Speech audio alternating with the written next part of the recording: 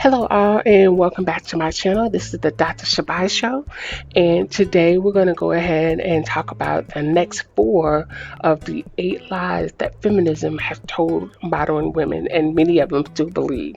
And I also just would like to thank everyone that watched my videos and also left a comment and then reached out to me personally.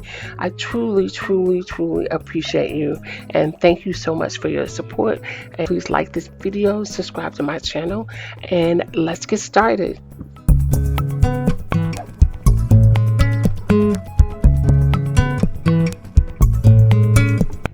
So last week we talked about how feminism has failed, and then we also went over some of the 4 lies that the feminism has told women, and I'm just going to kind of recap. So number 1, they can have it all, which we all know that's simply not true. Number 2, that men and women are the same. So we know biologically men and women are not the same, and mentally and physically. And number 3, achievement enhanced desirability by men. We know that simply is not true. Of course, a man wants someone that's ambitious and who, if something happens to him, he wants to make sure his family is taken care of. So you do need to know how to finance and how to budget and manage the household. But just because you have a law degree or you're a medical doctor or whatever, that doesn't enhance desirability. Desirability is a biological thing for men. And so number 4 is the denial of paternity, where women are saying, I don't want to have children right now. I'm going to push it off until I get established in my career and I'm a little older. So let's look at the final 4 lies that feminism have told modern women and many still believe today. And so number 5 is that feminism kind of made a lot of women believe that femininity is being weak. And that is simply not true, because femininity allows a woman to bring a different perspective to the world. Because you can have all the leaders and they can be aggressive, they can have their own ideas, but when you have that soft side and compassion and humanity, you are able to see things a little bit differently.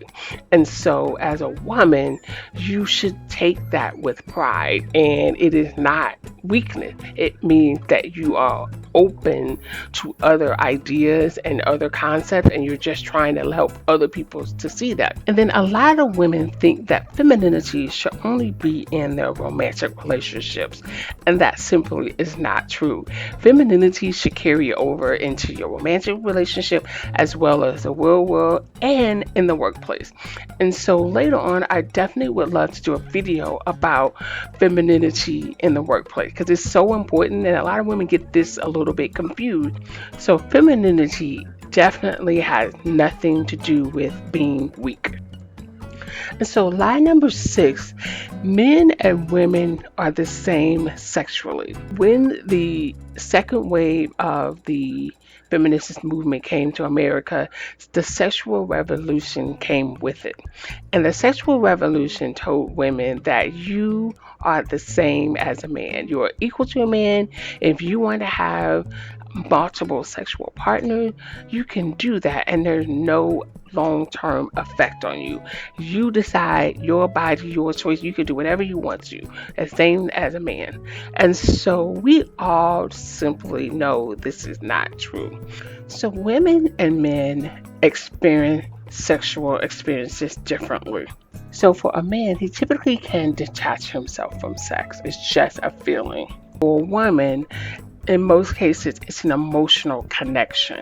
And even so, studies show that most women never really get that climax until later on as they experience more sexual experience. So that's the beginning right there, because a man can just, get his quickly and to the point. But a woman has to get there to get that experience. So, I mean, I'm trying to be very, very discreet, but we know the difference between a man and a woman. And so, when the revolution started in the late 60s and 70s, it just was not being truthful, because a woman cannot have multiple sexual partners and it not experience some type of deficiencies in her relationship.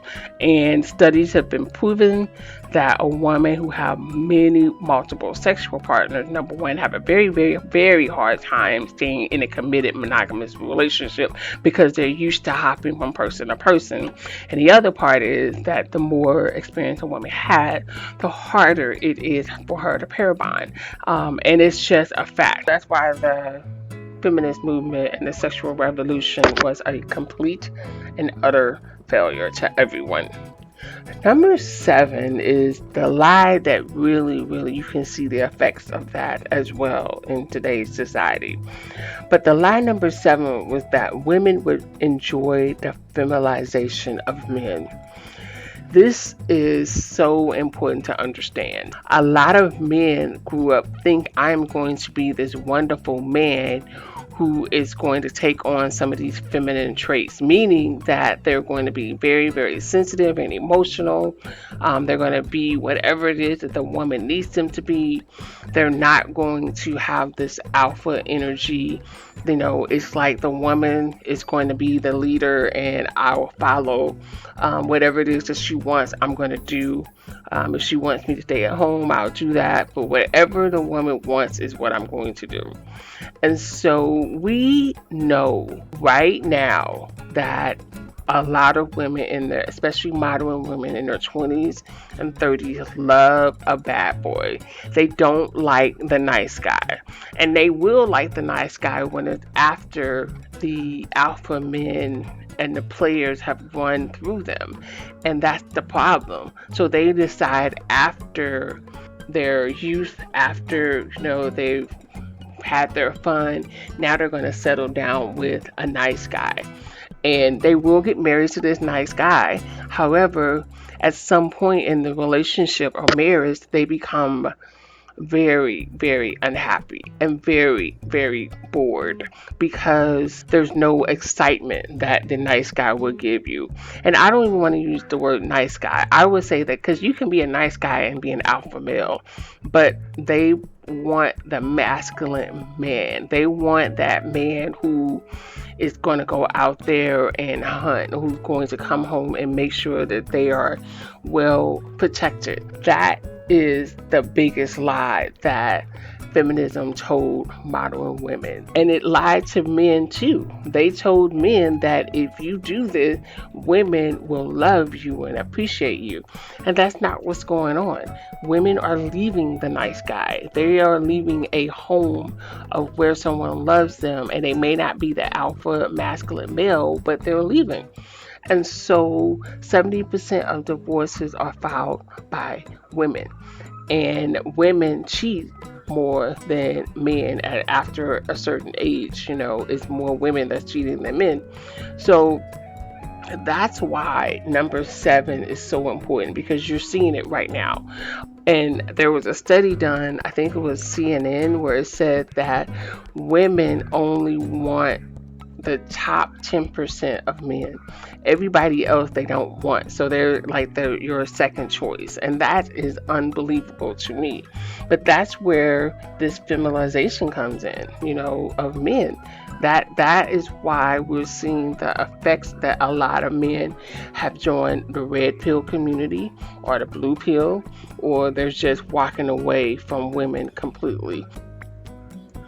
And finally, number eight. Number eight is the lie that women do not need men.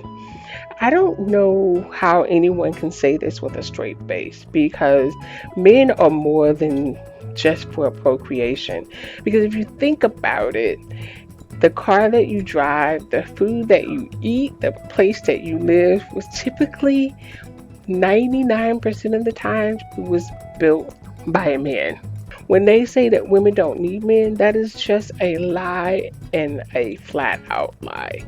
Now, a woman can have a life where she doesn't, get married to a man and she doesn't have sex with a man, but everything else around her, she has because of a man. So I don't even feel like I need to spend a lot of time with this because this is just laughable. And I just want to say thank you to everyone that has watched my video, that has shared it, that has liked it and commented on it. It truly, truly warms my heart. I'm just so happy that I can create content that resonate with someone and that you can relate to it. And I truly, truly appreciate it. And again, please like and subscribe to my channel. And thank you so, so much. Bye.